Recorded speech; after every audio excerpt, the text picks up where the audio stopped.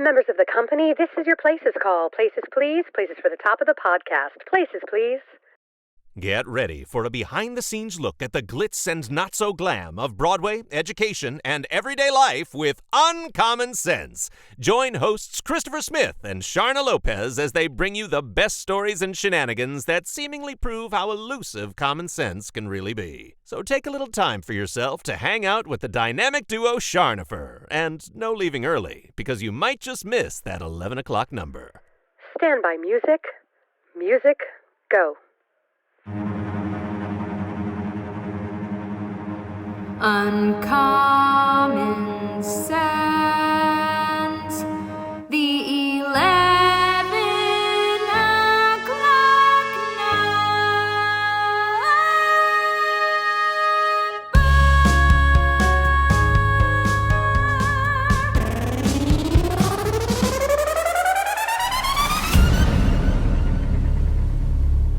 And we are Charnopher.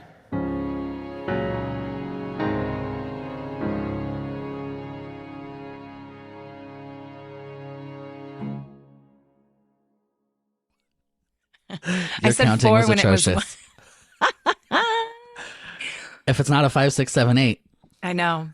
I mean. Hey, actually, hello, Charno fans. Welcome to our podcast. But that reminded me, Christopher was talking about my counting. Christopher is actually one of the people who helped me learn to count like a vocalist or a musician and not like a dancer. Right. That's not even our topic today, but that's how we're starting out our podcast. It's true. It's true. Because there's a 1, 2, 3, 4 before the 5, 6, 7, 8. But when you've been dancing since you've been crawling, you can't get a 5, 6, 7, 8 out of your head. It just no. Even Ruby, who's 8 years old, because dance has been such a big part of her life, she counts like that too already. You know. Well, I actually sometimes now do it because I've been doing this so long. Because you've been marching so long?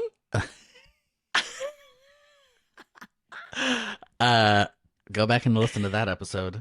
Yes, please. But no, I literally will count up because I do so much counting off in choreography rehearsals when I'm playing. That when I go for a music rehearsal only, I'll still count 5, 6, 7, 8 sometimes. Oops. I like you. Hello, everybody. Welcome to Uncommon Sense. We are we're kind of doing, I would say, an extension of our last episode. I'm gonna let Christopher sort of take the lead as best I can. You know me and my interrupting self, but Christopher's going to take the lead on this one. And if you listen to our last episode, it was all about fears and phobias and kind of the standard or the top phobias of most people and where we land with those. And so, Christopher, what are we talking about today? Well, I found another list because we know I love a list. And this one is what we're going to title this episode, Faux-bias. Faux Because so no joke, Christopher phobias. Sent me I read it and I said, I feel like I know what faux means. So is that what it is? He said, yeah, read this list. I can't wait for him to share all of these magical gems with you. Okay, so this is just an article that I found by Annika Koster back from 1920.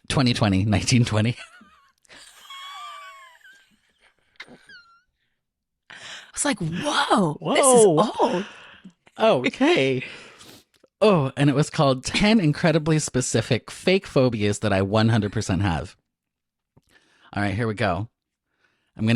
She gave them all crazy names, so I'm going to have so much fun with this. Dantiquaphobia. Tabulamentantiquaphobia. Hey, that actually sounds pretty good. And that one is the fear of old cartoons. Are you afraid of old cartoons, Sharna?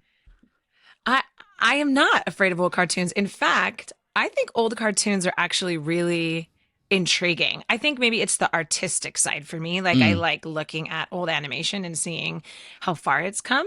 Are you afraid of old cartoons? You are? I'm not. Oh. I was like, I do not know you. We just met. So it's not the content. So she says it's not the content of these productions that disturbs me, like the old Steamboat Willies, but the aesthetic, the looseness, the fluidity, the unplaceable weirdness that makes you feel like you did some bad shrooms before embarking on a 1930s themed amusement park ride. You know, it's funny. I can see that now that that's explained. The looseness, that term in particular, I see that. The funny thing is, now I'm worried that now that I've heard that spoken out loud, the next time I see an old cartoon, I'm going to be like, because I never looked at it that way. I was always just intrigued by like old school animation and the creation of it. I don't know, I grew up with like Looney Tunes and those cartoons without not much dialogue. And I loved those type of cartoons, you know, where there's one, I think it's called Rango. Shoot, I'll have to ask my kids. But it's like a modernized version of Looney Tunes. And he's a chameleon or a gecko. He's some sort of lizard. And it's the same kind of thing like Wile E. Coyote. My kid, Rango, I think, on Netflix. And when my kids were younger, Sebastian would watch those 20-minute episodes. Like, he'd just sit there because it's entertaining. And there's no dialogue. So they're just watching all like there's the no shenanigans and funny follow. things happen. Yeah. Just like silliness. Silliness. Right. That's hard to say though. And where did that come from? Oh, these are made up. And Antiquophobia. Antiquophobia. Wow. I see the antique, right? But it's like maybe antique. mutant. I don't know. Tabula mutant. I can't figure that one out. Tabula mutanda antiquophobia. That's too difficult. Number 2. Well, number 2 is not much better. I also love, she put a little caveat at the top, or side note, with apologies to my high school Latin teacher for what I'm about to do to the language he tried so hard to teach me. Do they even offer Latin in high school anymore? I don't think they do. I don't know if they do at any high schools. They don't at our school. I know they offer it in college for sure. A lot of my music friends took Italian and Latin. But I don't think it's in high school. I took diction of Latin, Italian, French, and German in grad school. Well, then step it up and pronounce these correctly. I mean, what are we doing? Just kidding. Wow. I'm sort of spicy today. I like my food hot and spicy. So welcome. Good. We're here for it. Yeah. All right. Take a crack at number 2. All right. Vehiculotinabulophonia. Okay. Yeah, probably not so much. It is the fear of your own car alarm. Okay, so the funny thing is I haven't read her description of this one yet, but I actually feel like I could have a version of this, because what happens when I hear a car alarm happening, and it's maybe not a fear of my own car alarm, but it's like, oh, is that my car? Is something happening to my car when I hear a car alarm going off? But I think I just read the description real briefly as well. I think for me, and the way I'm reading it, it's like the fear that you're going to set off your own car alarm. I've so like, done you know what that. I'm saying? Where you're just like, oh, shoot. And then you're like trying to like find the button and like push all the things. And especially with newer cars, like the kids have set mine off before, where there's some weird thing with my car that if I'm standing outside with the keys in my purse, if someone pulls one of the doors that's the passenger door at a certain thing, it'll set it off. So it's happened several times. But it's like, I think it's that where it's like, I could set off my own alarm. And you're trying to like, the fear of that and it usually happens when like my hands are full of 50 things and it's like my pinky has hit the panic button, and then it's like I can't put and everything then down. Everyone's looking at you like, are you breaking into that car? You're like, no, friends, I'm carrying 19 things and I had a moment. You know what? I think car alarms are weird. I don't know. We have our neighbors. Our driveways are very close together. So if my kids play anything in the driveway, usually a basketball or a whatever ball ends up banging one of their cars, they're like, our neighbors are cool. And they'll set off the alarm, right? And usually the neighbors, you'll just hear them like, beep, beep, they know. But I guess time and place for a car alarm. I have never heard an alarm and physically gotten up from where I am or what I'm doing to go check and see if it's my car ever in my whole life. Yeah. Like, is there point to it, I guess, to deter the person trying to steal the car or do something. Right, break into the because car. even if there's something like, it's kind of like burglar alarms, it's to draw attention, and theoretically, if there's like people outside, like it'll draw attention to the situation. Yeah. Also, Because I've never gotten up to be like, whose car is that being broken I into? know. You know, I'm just like, whatever. I know. Because what we just said, it's like you set off your own thing so many times, like most of the time, it's literally a false alarm. Yeah. And I guess maybe time and place, you know, middle of the night or a certain area, or if you're somewhere, you know, like I think at school, if it was nighttime in one of the parking lots or something like that, I might be a little more aware, I guess. Okay.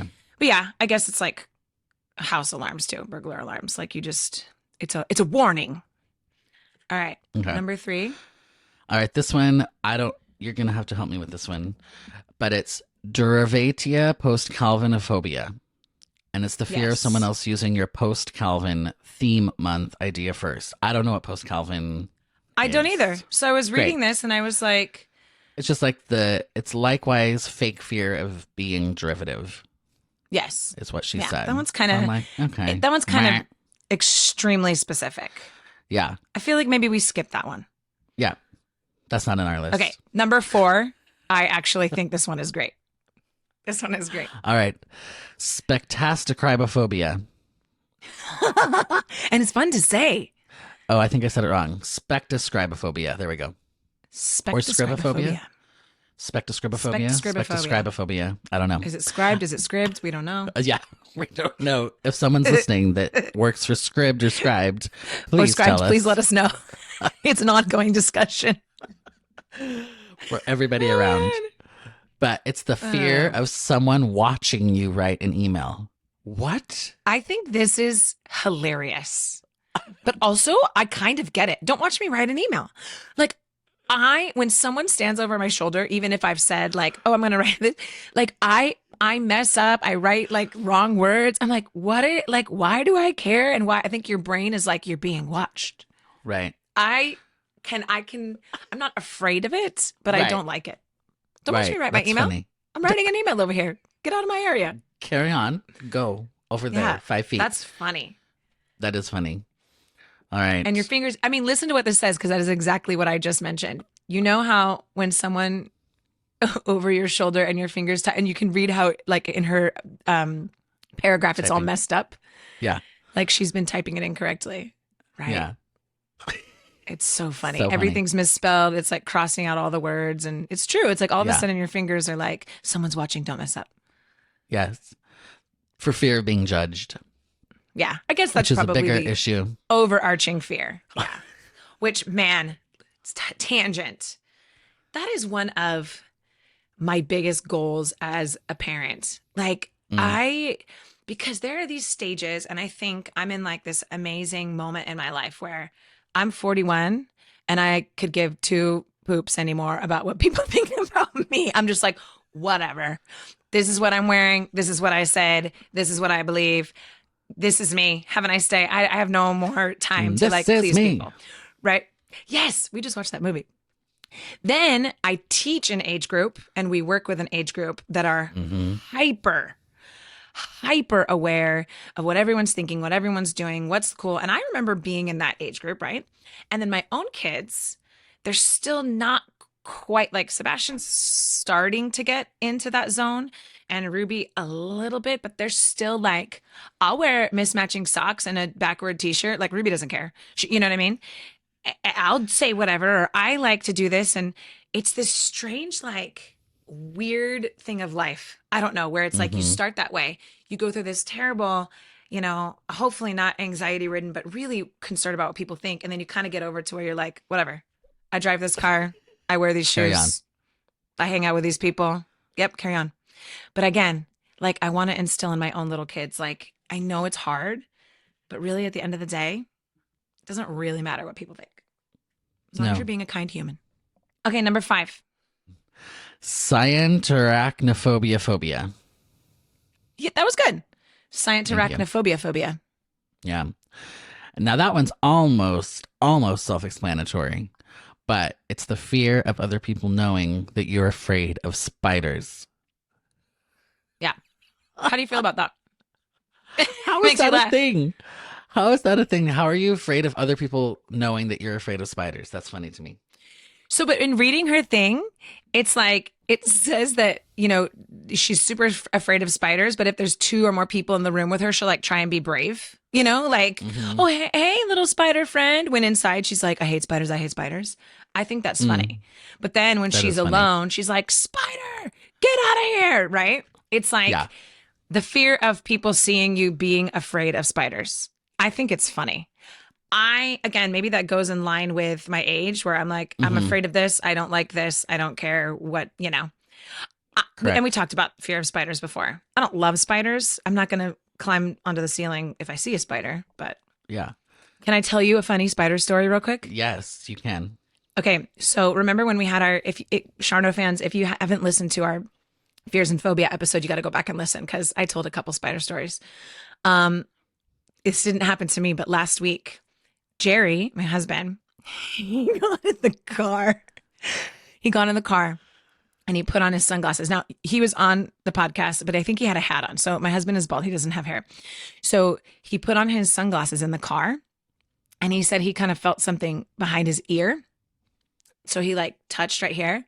There was a spider, but it was like a tan, clearish looking one.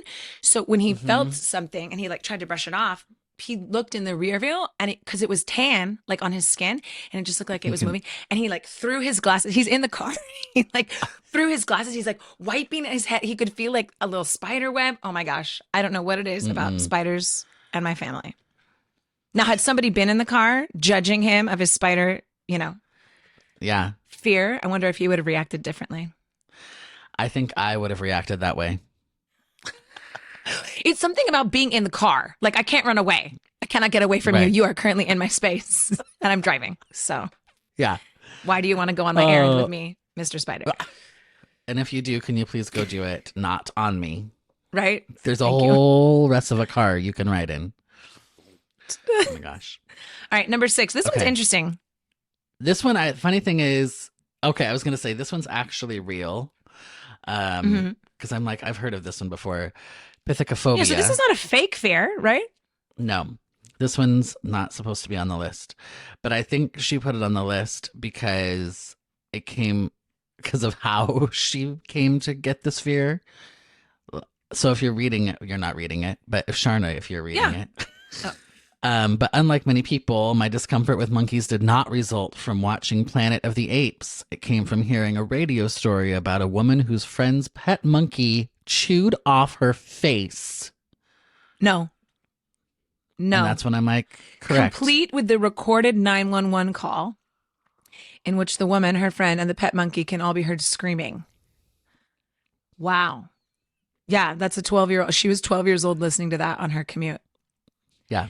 Dang. So we've all heard the stories of like, I say monkeys, but like chimpanzees, apes. Jerry and I went to Cancun we had not been together very long. We went with a couple different friends, and on the beach down right outside of our hotel, there was a man that he had I wouldn't even call it a pet. Like the chimpanzee was like his kid, and he would walk on the beach holding the chimpanzee's hand. The chimpanzee would ride on his shoulders, and his business was they would take pictures with us or like with tourists, right? We still have a framed picture of us in our bathing suits on the beach with a chimpanzee. This chimpanzee was it was like a human. It was crazy. The most docile, loving. But I remember we took that picture and then we all went to dinner and we were talking about how poorly that could have gone.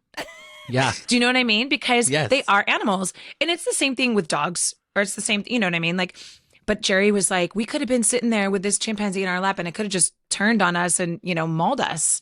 And you hear about that happening. Obviously, this woman wrote about that too. But even that, I don't have a fear of them. I don't know. I guess it's the same thing with fear of dogs, right? Or a fear of any certain animal that you think might attack you or hurt you. I don't know. I'm not afraid of monkeys. I think monkeys are cute. I think they're mischievous and I think they're clever. I agree. I don't think they're cute though. But I think it also depends on the size of the monkey. You don't think they're cute? No, I'm like, stay away from me. Thank you. Over there. So this All right, next number one 7. is interesting, and I think it ties into what we already talked about, actually. And I think it is a little bit of a real fear with some people because, fear of how people perceive you or being judged or something like that.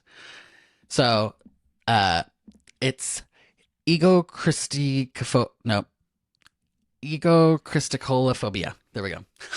Egocristolophobia. Yeah, that's pretty good. You're doing pretty good with these pronunciations. We're getting better. I'm warming up. So it's the fear of being associated with the word Christian. And yeah, I found this interesting. Yeah. So this is the conversation that she listed. A recent conversation with a colleague was, where'd you go to undergrad? Calvin. Really? Yeah. I would have never guessed that. I thought you were a U of M girl. Didn't ask her why because I already knew. So to me, that says, I'm like, okay, well, are you not acting like a Christian then? Yeah. Like, why would she ask that? Yeah. But. Well, and I think that is, I don't know, you and I, and this is probably a whole series of podcast episodes that we should organize and discuss. But I think in very short, I just had a conversation about this, honestly, a couple weeks ago with a couple friends you and I know very well, actually. Okay. I think the word Christian can have a terrible connotation because some people who are claiming to be Christian don't act Christian. And so there's a very heated, or it's a little bit touchy when people say that, because I get it. Like, okay, well, what kind of Christian are you? Are you this kind of Christian that I personally, as Charna, think is the Christian? Or are you this other type of Christian that maybe I've come across? Do you know what I mean? I mean, Are you the Crusades? Yes. And in the last, definitely several years, but even decades, like, I feel like it's hit or miss. And again, that fear of what is this person going to perceive me as? I think you and I are pretty strong in our faith and what we believe in, and are comfortable talking about it. And I think my biggest thing always is like, treat people the way you want to be treated, love everyone. And if that's not the basis of your Christianity, right? But I think some people, I get that idea of like, oh, what is this person going to think, right? If I say that I'm a Christian, because people perceive it differently. People have different takes on it. Yeah. But the good news is, at the end of the day, it don't matter. It's a matter of what Jesus thinks. Yeah. And I think too, though, it's well, again, this is another lengthy podcast episode that right? I'm like already thinking all of the roads I'm going down, and we got to stay to phobias. We're on phobias today, okay? Phobias. But that's interesting that she wrote that in there. Yeah. Yeah. That's like a hidden, like, kind of serious topic. Yeah. Okay, number 8. I actually like this one. I do too. And it sort of, again, rolls right into what we're talking about. So I think all of these fall under the fear of being judged. But this is like the more specific. Cacodoxophobia. That's an easy one. Cacodoxophobia. Yeah. And it is the fear of having the wrong opinion. To which I say, what's the wrong opinion? You can agree with me or you can be wrong. And that's okay. That's your choice. This is something, oh my gosh, we just yesterday in the car on the drive to school had to have this conversation because I have an 8-year-old who will live and breathe any musical theater song. She wants to listen to Wicked and The Lightning Thief and Beetlejuice and all these things. And then I have a son who loves 90s hip hop and Eminem, and they're back there like, this song sucks. And I'm like, you guys, it doesn't suck. You may not like it, and that's okay. That's your opinion, but that doesn't mean other said sibling has to like what you like. It's this constant understanding of like, that's okay. That's your opinion. It's an opinion. Right. There's no fact anywhere. Right.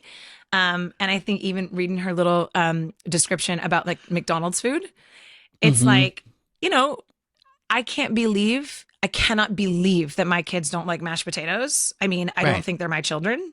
Right. But that's their opinion, or somebody thinks that something is so great. I don't know, that fear of like, shoot, am I not fitting in with the crowd? Am I not with the majority? Yeah. I don't know. I think at 3011, I'm like, I don't care. Right. And it's like, as this is another series of podcast episodes, but the social understanding of things, our society has gotten very much away from knowing what an actual fact is, because so many things are now purported to be fact when in fact they are just an opinion. Yeah. It might be a strong Which opinion is really with some sad. support, but it's not a fact. Yes. And I think it's important, especially with younger people, to remind them of that. Unreal. Yeah, I know. All right. Number 9. Oh, this one's hard. Okay. I'm going to have to take a second just to look at it. I don't think it's going to help. Here we go. Nope. Just go for it. Sensopreteridicophobia. Sensopreteridicophobia. Yeah, you got it. Yeah. Sensopreteridicophobia. Say that 10 times fast. Or one time. Just one time. The fear of people judging you by what you've said in the past. That's also a real fear. That should be a real fear. Yeah, no, I get that. And she writes underneath, the reason I always add, but who knows, that may change. I like that. Like when I tell people I don't want to ever get married, and I'm pretty sure I won't, but who knows, that might change. To kind of leave yourself open-ended, right?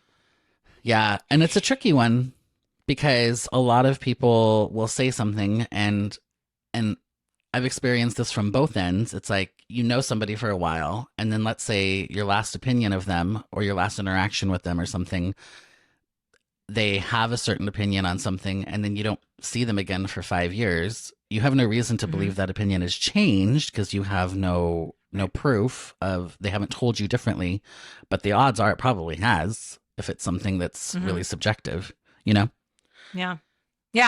And I think too, it's that kind of like, second chances is kind of like a weird way to put it, but that idea of just always being open-minded, right? So like if somebody said something or thought something or felt a certain way, people are allowed to change their minds. I totally think that's, but that fear of like, oh shoot, I used to believe this, or I used to feel this way, and now people are gonna, Well, and that's what is so infuriating, and it started with cancel culture.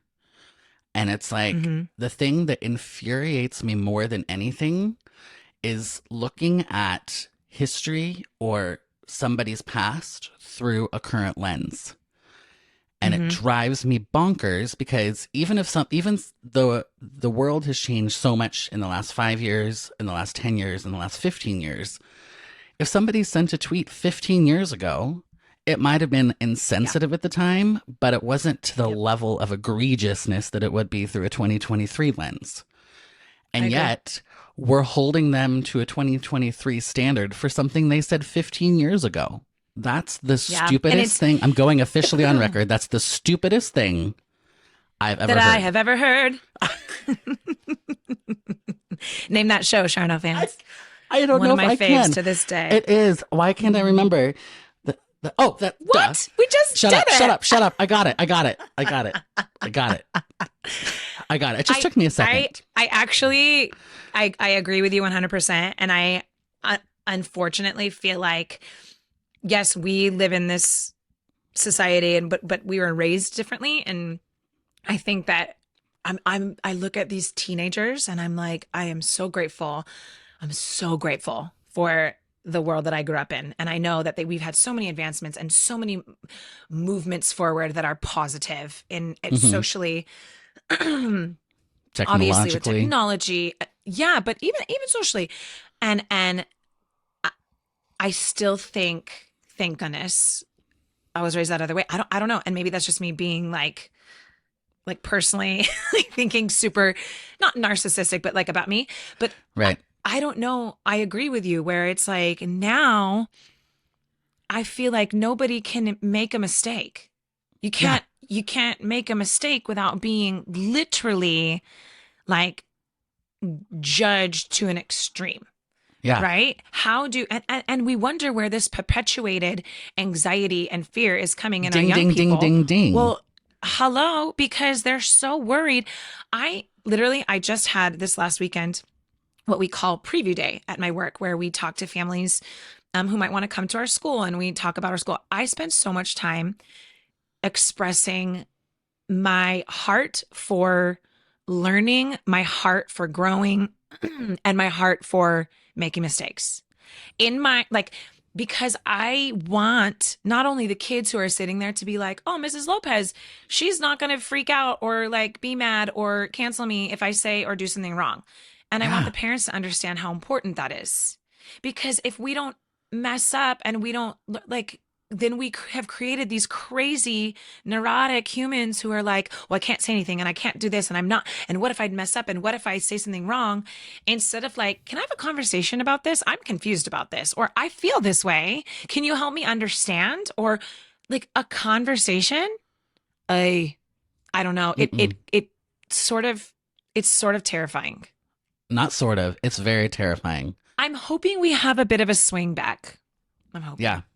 I don't know. Hopefully. Well, it's interesting because it's like we haven't, now I'm just getting way off the rails, but we don't live in a quote like communist society under a regime officially, but to a certain extent, the culture that we have allowed to occur has created that type of regime, that type of feeling, because it's like, get on board with the mainstream thought and whatever the mainstream thought of the day is. Yeah, and that actually is a really good point. What is the mainstream thought of the day, right? And I don't want to discount some of the wonderful advances we've made. Correct. Yeah, I mean, 100%. There are some things now. I love, one of the things I actually like talking to my mom about is her youth and growing up and the way, like, she remembers segregation. She remembers these type of things. She remembers, you know, and I love talking with her about that and then kind of seeing how far we've come. I mean, I love that we are making advances in those areas. Yeah, 100%. But again, with a comma, there are other areas that I think, again, with this just trying not to be canceled and trying to stay in this lane. So maybe, you know, instead of, I love the conversation piece. I'm going to circle back to that always. And I had to do that a few years ago at school with a handful of people who were not understanding what was going on, you know, and we just like conversation, you know, it's, and again, a bigger picture, but I think that is a big one. Okay. We got to get to this last one. Number 10. All right. Number 10, nesiophobia. That was a short one. Nesiophobia. Yeah. The fear of not knowing what you're really afraid of. That, I think, but you know what? That's kind of like, I didn't read her description on this one, but for me, that is a fear, and it is the fear of fear itself, as the saying goes. You know, because we have nothing to fear but fear itself. Well, right, because like not knowing what you're really afraid of is this, again, this thing we've been talking about, this perpetual anxiety that seems to exist in our society as well. And it's like, but what are you actually afraid of? I spend so much time talking to students about, okay, I get it. I get you're like anxiety, you're anxious, you're terrified to do this. But if you go up there and you sing and you literally fall flat on your face and you stop singing, what is the worst that happens? The actual worst. Did you die? No. Right. Did you injure yourself? Maybe slightly from the fall. Did you like embarrass yourself? Yeah. Yeah. Did you embarrass yourself? Yeah.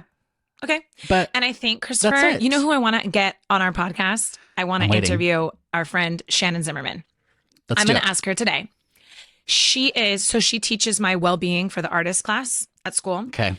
And I love the conversation she and I have had over the last year or two of that exact thing of if we as an older generation do not walk alongside these young people and teach them coping strategies, if we do not talk them through their anxieties and making a space for it and not saying, stop acting like that, or you're being stupid, or don't do that, but saying, like you just said, I understand what you're feeling right now is real. And I don't want to discount that you are feeling anxious.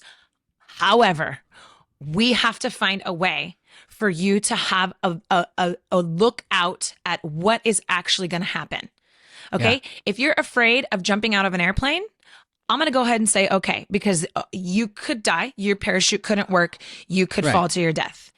If you are afraid of standing up and singing in front of your class, again, there's a difference. If you are afraid of going into a room and sitting next to a person because they've made you very uncomfortable or you've had a bad interaction with them, okay, what's the word? Like, I love that. What is the worst thing that can happen? And what are the strategies that you implement to calm yourself down, to pump yourself up, to breathe, to be, to move forward with said human, to take baby steps? Because if we just are constantly like, oh, I'm sorry. Like, for instance, this is perfect. We're going to end on this anecdote, Christopher. Great. Yesterday, driving Ruby to school, Ruby gets bloody noses.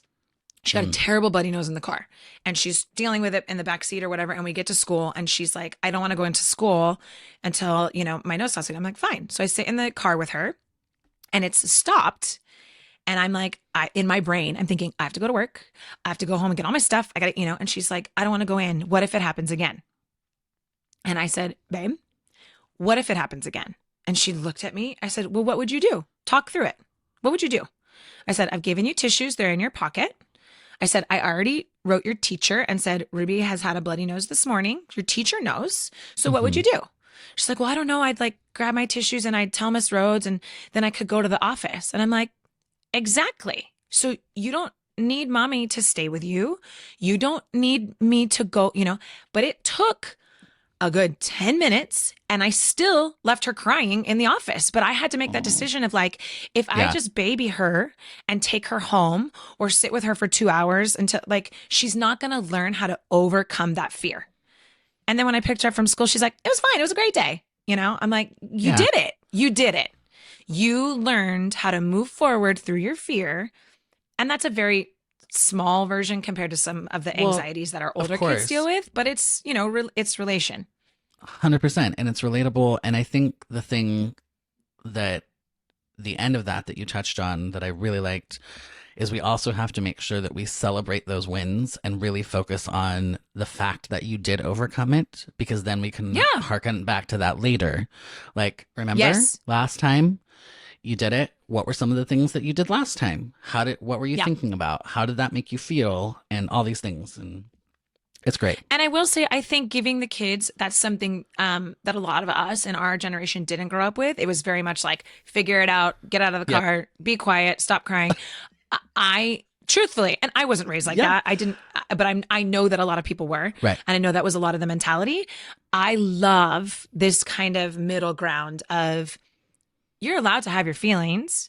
You're allowed to be afraid, but I want to assist you instead of fix it and try and band-aid it and coddle and move and right. Because then as an adult, you're going to, as Shannon Zimmerman said, we're going to have her on here. What happens when something really bad happens in your life? Yeah. That's what she tells her students. So if you are paralyzed by fear when your friend and you got in a fight, what's going to happen when you're an adult and something really difficult happens in your life? You're going to have no tools to be able to work through it, right? Yeah. That's so smart. I know. I just got like on a soapbox right there. I was getting louder and I was like, all right, I'm taking Arms note were that I got to flailing. ask Shani to come. I know, as you know, this is how I talk. Well, that was fun. That was like a phobia funny and also like, worldviews. Yeah. Yeah. That was all in good one, episode. Charno fans. Welcome. All in one. All right. Thanks for joining us. Like and subscribe on YouTube. Follow us on Instagram at Charnopher Official. Check out uncommonpod.com. And on that note, Charnopher out. I was just trying to think of what if someone was like afraid of us. Be like, Charnophanophobia. Charnopherophobia. It's just funny because the fur and the phobia, right? Yes. And there are Charnopherophobia. people that are afraid of me. It's hilarious. I'm sure there's people that are. This concludes another episode of Uncommon Sense. If you're ready for more of this fresh, hilarious, and unique perspective on the world of entertainment, education, and life, be sure to subscribe right now to catch every episode. If you gasped, laughed out loud, or even snorted, share the show with your friends and aspiring entertainers because, let's be real, sharing is caring. For more Charnopher, tune in to their witty insights by checking out the website uncommonpod.com or connecting on social media. Tune in next week and get the real insider scoop on another episode of Uncommon Sense.